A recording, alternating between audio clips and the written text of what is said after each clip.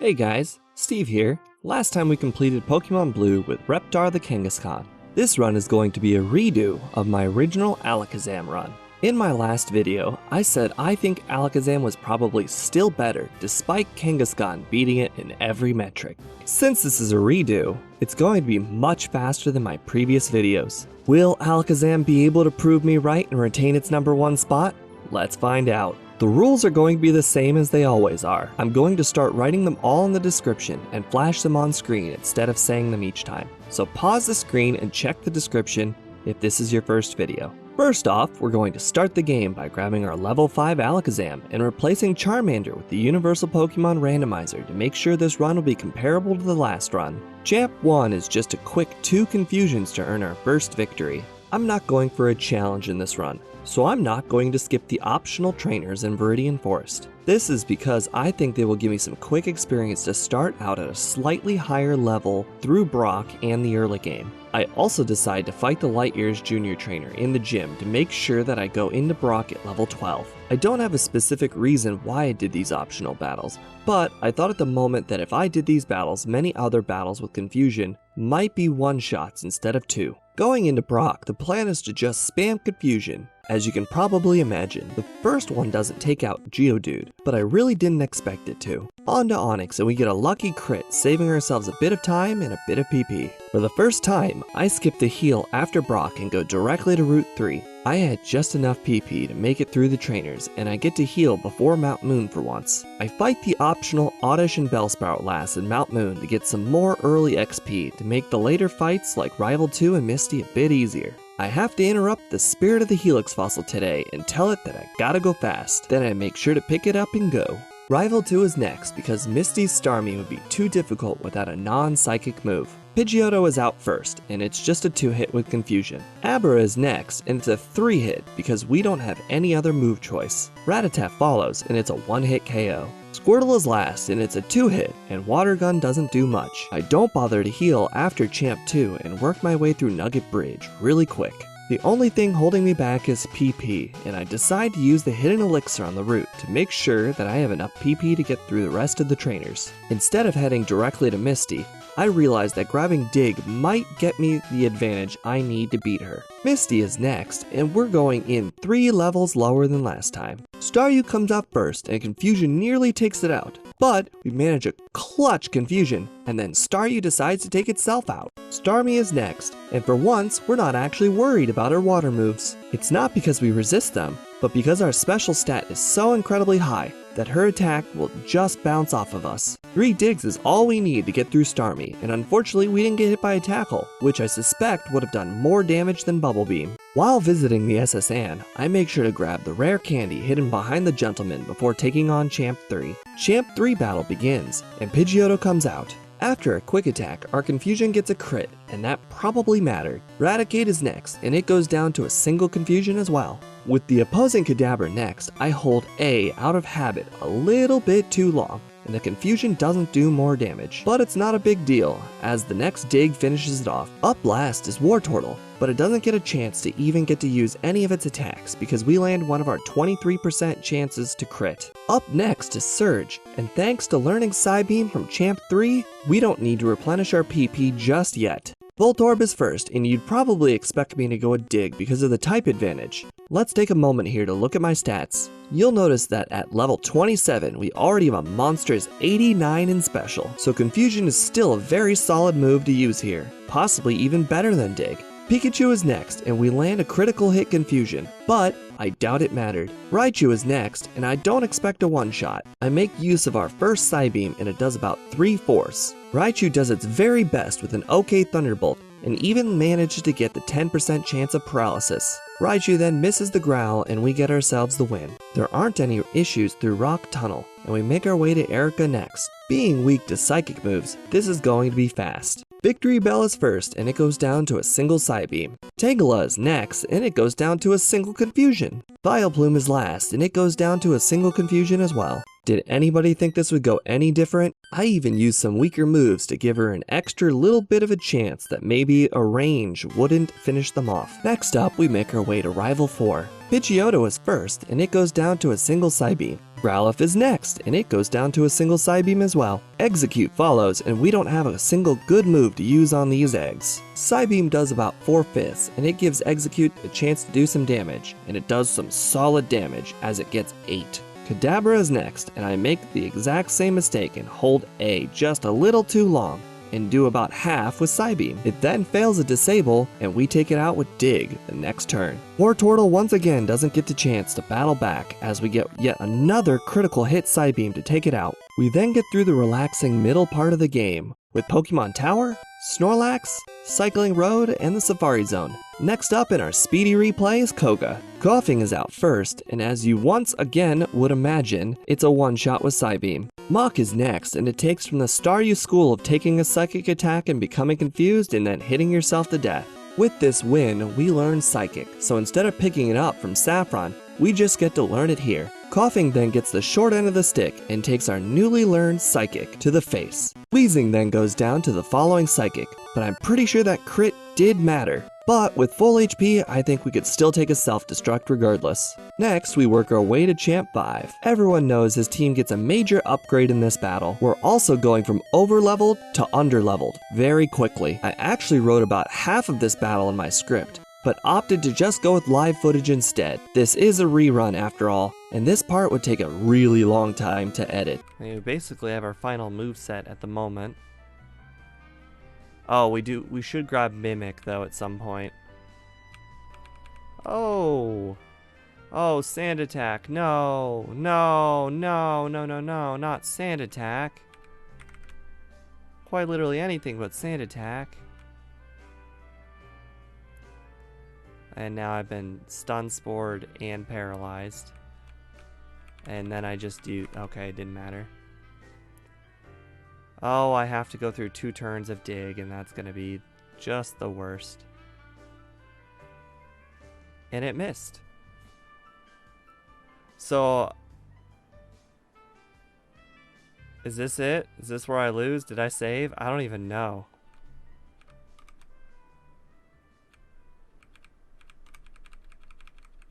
Oh wow, the recover worked.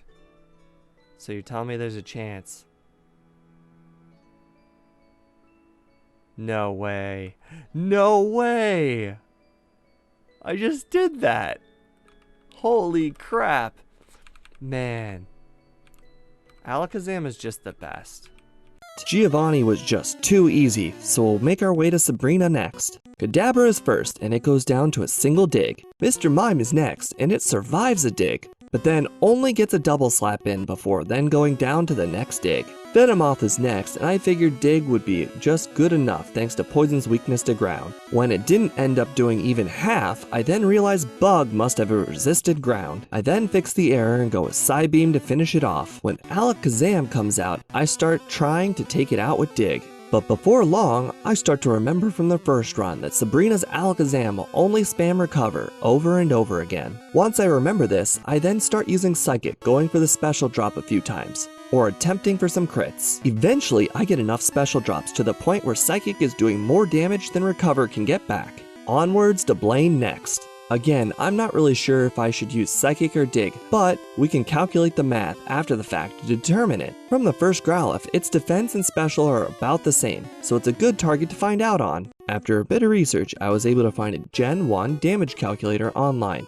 so we'll be plugging in our numbers to find out just how much damage Dig and Psychic will be doing. I'll put the article in the video's description so you're able to find out just how much damage you're doing as well. But for this video, I'm going to just use what I have right here in front of me. It's a bit ugly because I did it in Notepad, but it'll get the job done. First off, we're going to take our level and we're going to multiply it by 2. Then we're going to divide it by 5, and then we're going to add 2. For both moves, this gets 18. For Dig, we multiply the 18 by 100 to get 1800. Then we multiply the 1800 by the 74 attack stat we currently have to get 133,200. We then take the 133,200 and divide it by the defense stat of Growlithe at 49, which equals 2,118.37. But you have to round down, so 2,718. We then take our 2,718 and divide that by 50, and once again we have to round down to get 54. Then we add 2. For weakness, it's calculated a bit weird, but you take the 56, you multiply it by 20, then you divide it by 10. So we now have a base attack of 112. For the damage calculation, however, for the range, you have to take a random number between 217 and 255. So I've calculated it there, and you can see it right there. On a low range, we'll get 95, and a high range, we'll get 112. So actually, if we use Dig, there's a chance we can not take out Growlithe. Now switching over to Psychic, we go to the 18 times the power of 90, which gets 1620. You take that 1620 and multiply it by the special attack, which is 140, to get 226,800. You then take the 226,800 and divide it by the opponent's special, which is 53, which gets us 4,279 after rounding down. You then once again take that 4,279 and divide that by 50 and round down to get 85, and then add 2 to get 87. Now for Stab, you have to take your 87, you add it to another 87 that's divided by 2, so it's about 50%, but you have to round down. So it's 130 instead of just a bit being higher. After all of this, Psychic's low end is 110, and its high end is 130, which both ends will easily take out Growlithe. Anyways, after all of that, we have learned that weakness isn't everything. Back to the game, and I ended up using Psychic, and it was good enough to get the job done. Ponyta is next, and it goes down to a single Psychic. Rapidash is next, and he manages to survive a single Psychic, but the following Stomp doesn't do that much, and it goes down the next turn. Arcanine is next, and because of what happened to Rapidash, I do attempt to use a Dig and see how much damage it will do. Only about half, maybe even a bit less than half. Then I try a Psychic for comparison, but unfortunately a crit ruins my test. But that's okay, because Blaine is now defeated.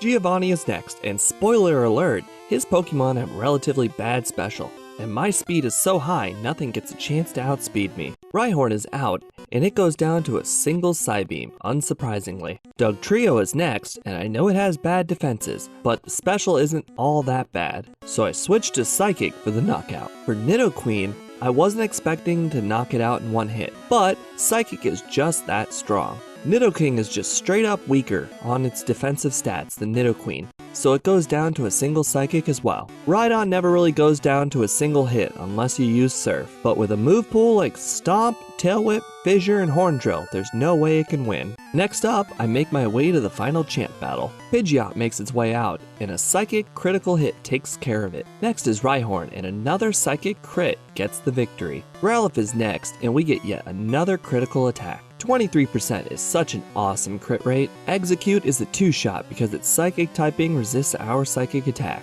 Alakazam is next, and this mirror match doesn't go the way Champ expects. Our first Dig manages to nearly take it out, but that puts it in Potion range. Yup, that's right, Potion. Apparently it's a remnant of the original rival battle. Something coding related that I don't understand. Last is Blastoise, and after one Psychic it tries its very best with a Bite, but it's just not enough, as another Psychic clinches us the victory. After a quick journey through Victory Road, we take all of the rare candies and use them to replace all of the optional trainers that I decided to skip. This gets us to level 56 going into the league, and our stats are tremendously high at this point. Lorelei is first and starts out with her patented Dugong.